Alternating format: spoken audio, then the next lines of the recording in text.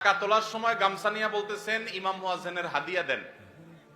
টাকা উঠছে 20,000, ইমাম মুয়াজ্জিনের 10,000 ভাগ করে দিয়ে বাকিটা মসজিদে রেখে দিয়েছেন। মসজিদ কমিটির লোকেরা পরিষ্কার একটা হারাম কাজ করলেন। মনে করছেন আল্লাহর ঘরের জন্য দুর্নীতি করলে আল্লাহ ছেড়ে দিবে না। টাকা তোলার সময় যদি ইমাম মুয়াজ্জিনের জন্য বলেন তাহলে এটা ইমাম মুয়াজ্জিনকেই দিতে হবে, ওইটা মসজিদে রাখতে পারবেন না। টাকা যদি ইমাম সাহেবের জন্য বলেন যে ইমাম সাহেবের হাদিয়া, মুয়াজ্জিন সাহেবের হাদিয়া, যেটা বলে তুলবেন সেটাই করতে হবে। নসুল ওয়াকিফে কানাসি শারিয়া, দাতা যে জন্য দিবে আপনাকে সেই খাতে খরচ করতে হবে। আপনি ইমাম সাহেবরে সামান্য কিছু দিয়া বুঝ দিয়া বাকিটা মসজিদে রেখে দিয়েছেন, এটার নাম দুর্নীতি। এটার নাম কি? এটা জায়েজ নাই। অনেক কমিটির ভাইরা এটা করেন, চিন্তা করছে সারা জীবন নিজের জন্য চুরি, 2 নম্বরই দুর্নীতি করলাম, এবার আল্লাহর ঘরের জন্য একটু 2 নম্বরই করি। জায়েজ হবে ভাইরা আমার? এই জন্য সতর্ক থাকতে হবে, খবরদার। আর ইমাম সাহেবদেরকে বসায়া ঈদের দিন গামছা নিয়ে তাদের জন্য টাকা তোলা, এটা তো আরেক লজ্জার কথা।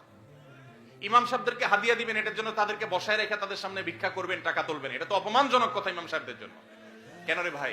এলাকাবাসী বিভিন্ন ভাবে ইমাম সাহেবদের ঈদ উপলক্ষে ঈদের তারা বেতন পাবে, বেতনের পাশে এক্সট্রা একটা বোনাস পাবে, সেই ব্যবস্থা করা যায় না? নিজেরা বেতন দানের টাকা বাড়াই দিয়া ইমাম সাহেবদেরকে, মুয়াজ্জিনদেরকে বোনাস দিবেন, তাদেরকে ভিক্ষা দিবেন না, তাদেরকে অপমান করবেন না। যে এলাকাবাসী তাদের ইমামকে সম্মান করতে পারে না, মর্যাদা দিতে পারে না, তাদের চেয়ে হতভাগা, তাদের চেয়ে দুর্ভাগা আর কেউ হতে পারে না। ভাইরা আমার, কুমিল্লার বদনামি শুরু হয়ে যাবে তো এরকম একের পর এক প্রশ্ন এগুলাই আসতেছে। আপনারা সবাই ইমাম সাহেবদের হক আদায় করার চেষ্টা করবেন তো ইনশাআল্লাহ।